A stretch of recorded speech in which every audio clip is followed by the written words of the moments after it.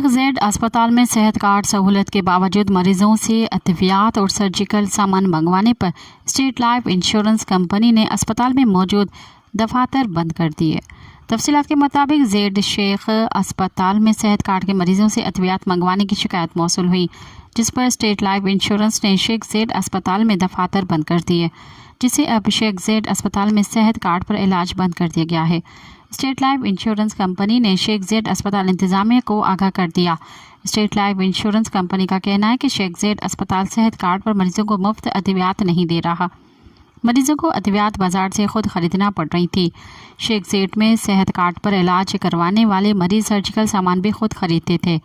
शेख ज़ैद मरीजों से अद्वियात बाजार से मंगवाने पर सेहत कार्ड पर इलाज बंद किया गया। मज़ीद ख़बरनि ऐं तफ़सीलात लाइ विज़िट कयो असांजी वेबसाइट www.awamiNewsHD.com ऐं ॾिसंदा रहो अवामी न्यूज़ HD।